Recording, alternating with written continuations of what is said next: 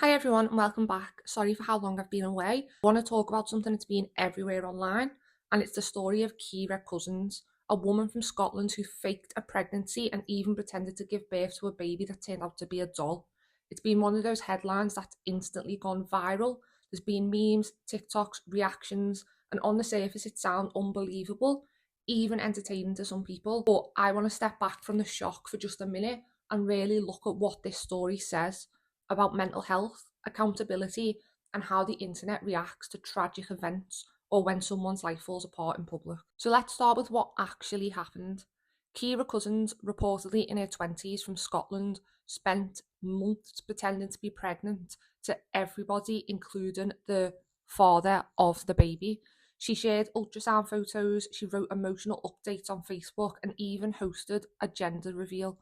She told people her baby, a girl, she named Bonnie Lee Joyce, had a serious heart condition via a post on Facebook.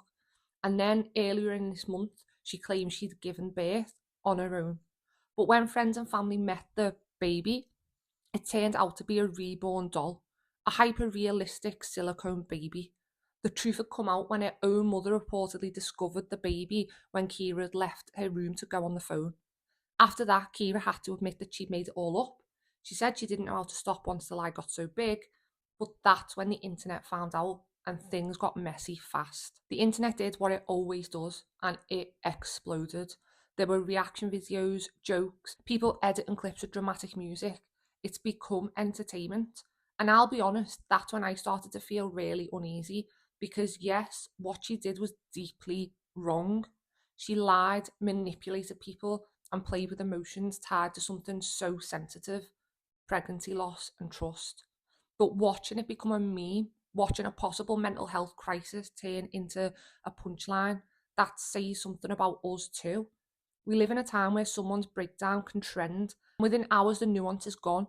There's no space for this was wrong, but this person might also be unwell. It's just, she's crazy, this is wild, how funny. And when we do that, we lose our humanity a bit. Do we not all remember Britney Spears' breakdown? Now, I can't diagnose Kira, and I won't even try to, but behaviour like this doesn't come from nowhere. Faking a pregnancy for months, keeping up that illusion, and creating a baby's entire backstory, that usually points to something much deeper going on. It could be trauma, it could be grief, it could be a need for love or attention that's gone unmet for a long time. It could even be a form of delusion or conditions where someone's mind detaches from reality. That doesn't make it okay, but it makes it understandable. And I think that's something people forget. Compassion doesn't mean condoning. It's possible that Kira didn't set out to deceive people maliciously, but once she started, she couldn't stop and she didn't know how to get out of it, losing everyone's support, and that's tragic in its own way. And even if it was just a manipulative lie and there's no mental health side of things, we don't know that because we do not know her. Could just be a liar. She might not be mentally ill.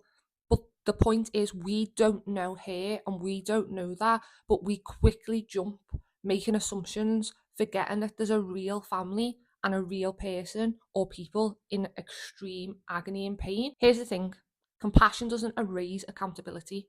If you fake something this serious, people get hurt. Friends who supported you feel betrayed, and people who've actually lost children might be re traumatized. It's okay to say this person needs help and there needs to be consequences, because part of real empathy is acknowledging harm. If we excuse everything under the banner of mental illness, we're also erasing the victims, the people who were lied to, manipulated, and emotionally impacted. So for me, it's about balance. We can care about someone's well-being and still say this was wrong. Mental health can be a reason, but it doesn't need to be an excuse. What I really want to talk about though is us and how quickly we turn real pain into content. This story went from tragedy to trend in less than a day, and it's not just this case. It happens over and over and over again. We don't pause to think, what if this person is genuinely unwell? What if it was me that was going through this? We just think this will make a great TikTok, and that scares me a little because every time we do that, we teach people that if they mess up publicly or if their mental health spirals, the whole world will mock them instead of helping them. People hide, they suppress, they isolate, they mask their breakdowns until it's too late. We can still talk about these stories, they matter, but the tone we use matters just as much. For me, the Kira Cousin story isn't just about one woman lying. It's about what happens when mental illness, loneliness, and the internet collide. It's messy and it's sad, and it's a reminder that human beings can make terrible choices for the reasons that are hard to untangle. We want her to face consequences and get help. We can acknowledge the harm she's caused and hope she finds healing. Both of those things can exist at once. Maybe next time something shocking goes viral, we can all take a second before we share our laugh and ask ourselves, what if this person isn't evil or crazy, but is just really unwell? Or what if the people impacted don't want this being spread all over the internet? Because compassion and accountability aren't opposites, they are both part of being human. We also need to consider the family, the people who are being impacted, even if you are unable to hold a place of compassion for Kira, you need to be able to hold compassion for the people that have been affected. And there's too many times that I see online people will diminish the impact that something might have had on someone, or they will say that if it was them, they wouldn't have been fooled. If it was them, they wouldn't have reacted this way. But in reality, we don't know. Something that we spend 5 minutes laughing at or a few days thinking about is somebody's entire reality. There is a person out there who thought they were going to be a father, who now has to deal with the fact that for 9 months, everything he thought that he was going to have, enjoy, do with a child that didn't even exist is now gone. You've got grandparents who spent money on items for a baby that didn't even exist. There is going to be a grieving process. For us, it's 5 minutes. For that family, they may never be the same. For Kira's family, they may never be the same. Kira might not get over this, and I'm not saying that she deserves to not lose friends or see consequences. I'm just saying that as a whole, we need to remember that it is far more complicated than a few TikToks that we see.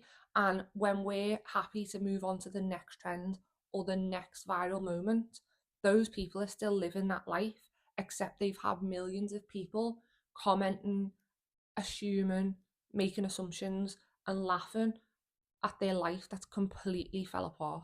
That's everything for now. Please take care of yourself. The way things are at the moment, I know it's extremely difficult, and that's one of the reasons why I haven't been here myself. If you disagree with me, like always, please comment down below. We can disagree, that's absolutely fine. We can have a discussion, but just keep it non-hateful. We can disagree without needing to involve hate.